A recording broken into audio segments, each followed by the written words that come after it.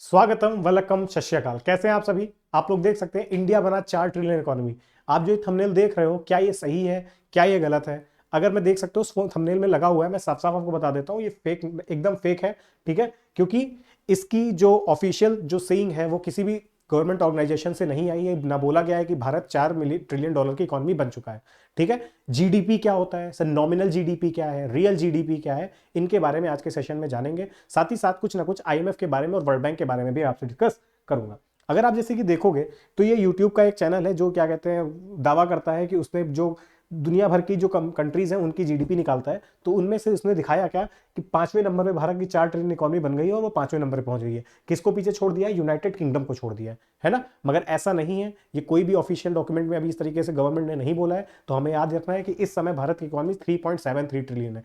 किसकी रिपोर्ट के बेसिस पे कह रहा हूं? तो मैं आईएमएफ की रिपोर्ट की जो बेसिस पे उस पे कह रहा हूं। आईएमएफ का देख सकते हो कि अभी भारत को 3.73 कह रहा है। अगर मैं वर्ल्ड बैंक की बात करूं तो वर्ल्ड बैंक तो अभी 3.25। खैर, वर्ल्ड बैंक के बारे में इतना ज्यादा हम लोग नहीं उस पर कंसर्न करेंगे, क्योंकि वर्ल्ड बैंक अपना डेटा को बहुत ही धीरे वो रिफ्रेश करता है। मगर जो वर्ल्ड आईएमएफ है, आईएमएफ अपना जो डेली के डेली डेटा विकिपीडिया पे अपडेट किया करता है, तो आईएमएफ के हिसाब से हम लोगों की इकोनॉमी भी 3.73 है ना। तो और इसी तरीके से आप देख सकते हैं कि India 4 trillion economy, Indian express की न्यूज थी, वो भी इस पे क्वेश्चन मार्क बनाया हुआ है। यानी कि अडानी जी थे, जो फडणवीस थे, उन सब ने अप्रिसिएशन और कॉम्प्लीमेंट देना शुरू कर दिया था।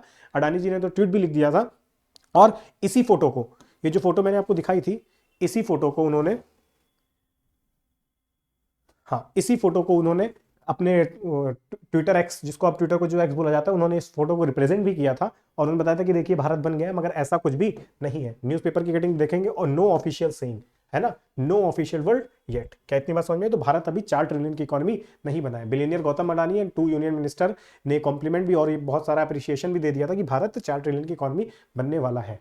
क्या बात समझ में? अगर मैं बात करूं इकोनॉमी के बारे में, तो भारत का 2047 तक की टारगेट है कि वो विश्व की, है ना, सबसे बड़ी अर्थव्यवस्था बनने का टारगेट है। क्या इतनी बात क्लियर हो गई कि नहीं क्लियर हो गई? चलिए, 2047 तक 30 ट्रिलियन डॉलर का बनने का भारत का अंदेशा है। इस समय अगर हम लोग यूएसए की बात करें तो 26 ट्रिलियन के आसपास है, और चाइना की बात करें तो 20 से लेकर 22 ट्रिलियन इकोनॉमी के आसपास है।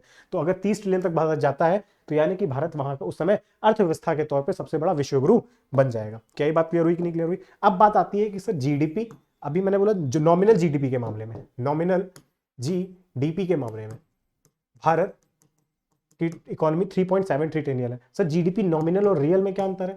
बेटा, जो नॉमिनल जीडीपी होती है उसको समझिएगा, जो ग्रॉस डोमेस्टिक प्रोडक्ट जिसको बोलते हैं सकल घरेलू उत्पाद, इसका अगर मीनिंग क्या है सकल घरेलू उत्पाद की, एक साल के अंदर जो भी फिनिश्ड गुड, यानी कि फिनिश्ड गुड और सर्विसेज का मतलब क्या हुआ कि यानी कि उस पर अब कोई नहीं काम करना है। फॉर एन एग्जांपल, चेयर है लकड़ी, तो लकड़ी से पूरा चेयर बनने तक की जितनी भी कॉस्ट आई होगी, है ना, एक साल के अंदर जितनी चेयर्स बनी होंगी, लकड़ी से बन लेके चेयर तक की जितनी कॉस्ट आई होगी, फॉर एन एग्जांपल मार्केट में वो चेयर कितने की बिक रही है? लकड़ी पड़ी 100 रुपए की, 100 रुपए के बाद उसको कार्विंग करी गई, है ना, आर्टिशन आया, उसको कार्विंग किया, सारी चीजें किया, उसके बाद वो कुर्सी तैयार हुई। कुर्सी के बाद उसमें लॉजिस्टिक ट्रांसपोर्टिंग कॉस्ट लगा, शोरूम में गई, शोरूम वाले ने रखने का कॉस्ट लिया, उसके बाद फिर वहां पे जो आया जीएसटी लगा, सब कुछ लग के, सारा टैक्स इंक्लूड करके जितने की वो कुर्सी बनी, 100 रुपए से लेके वो कुर्सी अब कितने की हो गई है? 1500 की।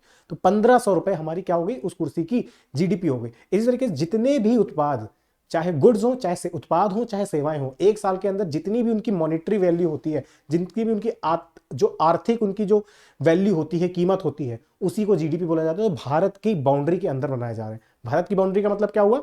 भारत की बाउंड्री लद्दाख से शुरू होकर सबसे नीचे हमारे लक्षद्वीप के और अंडमान एंड निकोबार के कोने इंदिरा पॉइंट तक की, लद्दाख के नॉर्थ से लेके इंदिरा पॉइंट तक की जितनी भी चीजें भारत के अंदर एक साल के अंदर बन रही है, फाइनल गुड्स एंड सर्विसेज, उनको जीडीपी में काउंट किया जाता है। क्या ये बात क्लियर होगी? अब बात आती है जीडीपी। अच्छा, जीडीपी अगर मान लो अमेजॉन यहाँ पे कुछ बना रही होगी, कोई प्लांट करेगी, क्या जॉब देगी, उससे जो चीजें प्रोड्यूस होंगी, क्या वो भी जीडीपी के अंदर किया जाएगा? बिल्कुल। अगर कोई फॉरेन कंट्री हो, है ना, चाहे विदेशी कंपनी हो, चाहे जो हो, उसकी भी जो भी अगर भारत के अंदर वो चीज उत्पाद की गई है, ठीक है, और वो फाइनल गुड्स एंड सर्विसेज हैं, तो वो भारत की जीडीपी में ही काउंट होगा।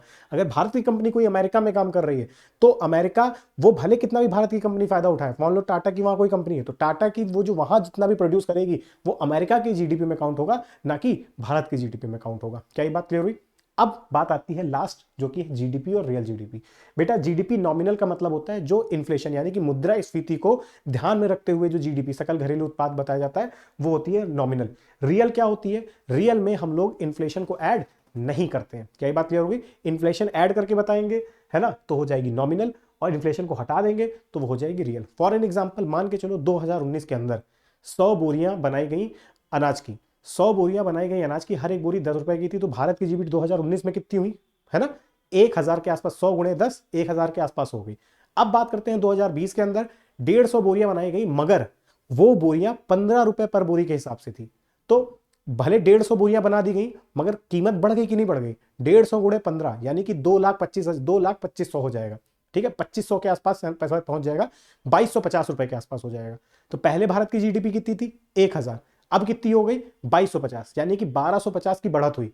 जीडीपी लग कितनी रही है? 2 टाइम्स लग रही है ना, 2.25 टाइम्स से ज्यादा बढ़ गई, मगर 2.25 टाइम्स से ज्यादा नहीं बढ़ी है। बिल्कुल, हम लोग ने उत्पाद तो बढ़ाया है, 100 से 150 कर लिया है, मगर हर बोरी की कीमत भी तो बढ़ गई है। तो इसको एडजस्ट करना है ना, नॉमिनल और रियल में यही अंतर होता है। नॉमिनल में इन्फ्लेशन को एडजस्ट करके रियल में बताया जाता है कि कितनी जीडीपी बढ़ी है। क्या बात समझ में? और रियल में एक फिक्स्ड ईयर होता है, उसी के बेसिस पे हम लोग काउंट करते हैं। तो नॉमिनल जीडीपी ज्यादा एक अच्छा आइडिया देता है। नॉमिनल जीडीपी के हिसाब से सबसे बड़ा रहा है देश कौन सा है? तो यूएसए है, दूसरा है चाइना, फिर तीसरा है जर्मनी, चौथा है जापान। ठीक है, ये देख सकते हैं यूएसए, चाइना, जर्मनी, जापान और फिर इंडिया है। उसके पीछे कौन है? यूनाइटेड किंगडम है ना। उसके बाद कौन है? फ्रांस है। क्या ये बात क्लियर होगी कि नहीं क्लियर होगी? आई होप कि लेक्चर आपको समझ में आया होगा, है ना। अगर समझ में आया है तो please like, share and subscribe.